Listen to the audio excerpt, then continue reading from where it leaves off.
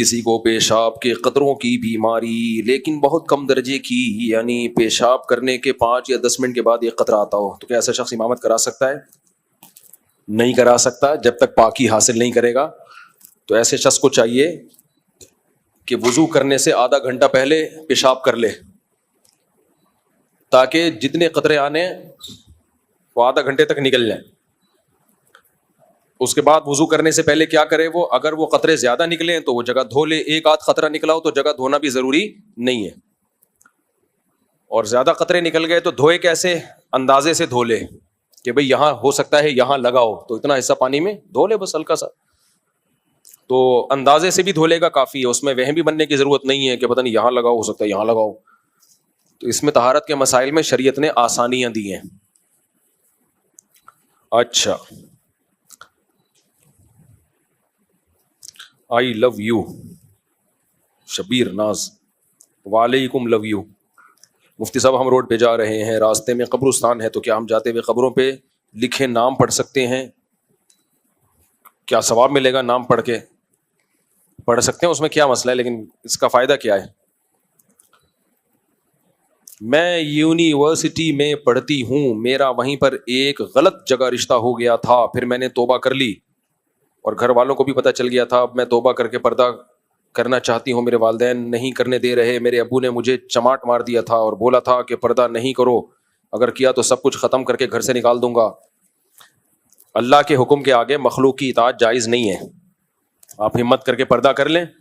باقی والد نے اگر تھپڑ مارا ہے تو ان سے محبت سے پیش آئیں، بولیں ابو ایک تھپڑ اور لگا دیں، آپ میرے ابو ہیں، آپ مجھے تھپڑ مار سکتے ہیں، میرے پاس برداشت کے علاوہ کوئی آپشن نہیں ہے۔ تو جس اللہ نے مجھے پردے کا حکم دیا، اسی اللہ نے مجھے آپ کے سامنے زبان چلانے سے بھی منع کیا ہے۔ تو جہاں ایک مشکل حکم پہ میں نے عمل کیا پردے کا، ایک اور پر عمل کر لوں گی تھپڑ کھانے پر۔ تو اس طرح سے امید ہے ابا مزید تھپڑ نہیں ماریں گے انشاءاللہ۔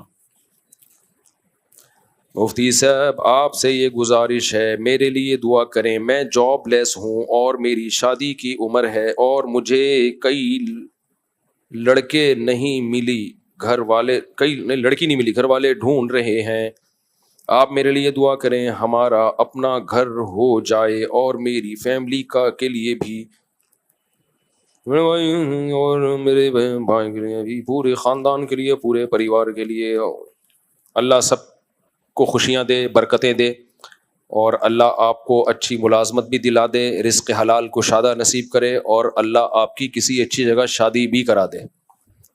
آج سوال بہت کم آئے ہوئے ہیں، بس یہاں سے کسی نے پوچھنا ہے تو مائک ہاتھ میں لے کے پوچھ لیں۔ مفتی صاحب آپ سے ملاقات کرنی ہے ہم، ہاں پتہ نہیں کیا لکھا ہوا ہے، پہلے ہی کیا لکھا ہوا ہے، پڑھ کے سناؤ، مجھے سمجھ میں نہیں آ رہا، آپ کو بھی سمجھ میں نہیں آ رہا۔ بھائی کوئی سوال پوچھنا ہے تو یہیں سے پوچھ لیں۔ ہاں بھائی پوچھو، وہ بھائی آ رہے ہیں، سوال پوچھنے آ رہے ہیں، آجو آجو۔ آپ کہاں سے آئے ہیں؟ قیوم آباد، کیا کرتے ہیں؟ اچھا اچھا، آپ ساتھ آئے۔ تبلیغی اجتماع اور ہمارا اسلام، یہ کیا ہے؟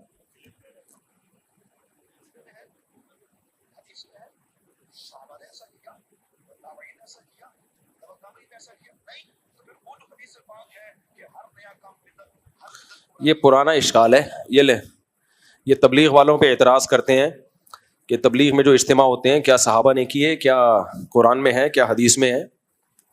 تو اگر یہ تبلیغی اجتماع بدعت نہیں ہے تو پھر ہمارے بھی جتنے ہم کام کر رہے ہیں وہ بھی بدعت نہیں ہے۔ السلام علیکم۔ دیکھو سوری، میں یہ بات پہلے مکمل کر لوں۔ تبلیغ میں جو اجتماع ہوتا ہے وہ مقصد نہیں ہے، دین کی تبلیغ کے لیے کوئی بھی طریقہ کار وضع کیا جا سکتا ہے زمانے کے لحاظ سے۔ پہلے صحابہ کے دور میں لوگ گھوڑوں پہ جایا کرتے تھے، اب ہوائی جہازوں میں جاتے ہیں، کوئی کیا ہوائی جہازوں میں جانا تو ثابت نہیں ہے بھائی، وہ طریقہ جو بھی اس دور میں سوٹیبل ہوگا اس کو اختیار کیا جائے گا، تو اس کا سنت اور بدعت سے تعلق نہیں ہے۔ تو اصلاح کے لیے کوئی بھی طریقہ ایجاد کیا جا سکتا ہے۔ بعض اکابر میں معمول یہ تھا کہ آپ سے اچھی خوراک چھڑوا دیا کرتے تھے تاکہ آپ میں برداشت پیدا ہو. اب کوئی کہ یہ کہاں سے ثابت ہے کہ کھانا پینا چھڑوا دو؟ بھائی موٹیویشن کے لیے، پریکٹس کے لیے، انسان کو مشقتوں کا عادی بنانے کے لیے کچھ بھی کروایا جا سکتا ہے اس سے. جبکہ جو بدعتی لوگ جو بدعتیں کر رہے ہوتے ہیں ان کا وہ طریقہ نہیں ہوتا کہ کسی اور چیز تک پہنچنے کا ذریعہ، بلکہ وہ ذریعے ہی کو انہوں نے وضع کیا ہوتا ہے دین میں. اس ذریعے ہی کو وضع کیا ہوا ہوتا ہے انہوں نے دین میں، جس کا نبی صلی اللہ علیہ وسلم سے ہمیں کوئی ثبوت نہیں ملتا. تو کبھی بھی باطل آدمی جب کوئی اعتراض کرے نا تو آپ اس کے اعتراض کا جواب دینے کے بجائے اس پہ الٹا اعتراض کر لیا کرو. آپ کہا کرو کہ اچھا تم جو کچھ کر رہے ہو اگر یہ بدعت نہیں ہے تو پھر بدعت ہے کیا؟ آپ خود بتا دو ہمیں. پھر بدعت کسے کہتے ہیں؟ کوئی قسم ہوگی نا بدعت کی. حدیث میں جو آتا ہے ہر بدعت گمراہی ہے، تو وہ آپ خود بتا دو وہ کیا ہے، وہ کون سی والی بدعت مراد ہے اس سے. وہ کہے گا زنا کرنا، شراب پینا، تو کہا یہ تو ویسے ہی گناہ ہے نا، یہ بدعت تھوڑی ہے، یہ تو ویسے ہی گناہ ہے. تو آپ خود بتا دو دین میں کیا ایجاد کریں گے تو ہم اسے کہیں گے کہ یہ کیا ہے، یہ بدعت ایجاد ہے. مفتی صاحب آپ سے ایک سوال ہے جس کی وجہ سے دوستوں میں اکثر جھگڑا ہوتا ہے. شیطان کو اللہ نے آگ سے کیوں بنایا جبکہ وہ فرشتوں کا سردار رہا ہے؟ یہ تو کہیں بھی نہیں ہے کہ شیطان فرشتوں کا سردار تھا. یہ اعتراض تو جب بنتا ہے جب یہ اعتراض تو درست ہونا، یعنی یہ بات مان لی جائے. تو کہیں بھی نہیں ہے کہ شیطان فرشتوں کا سردار تھا.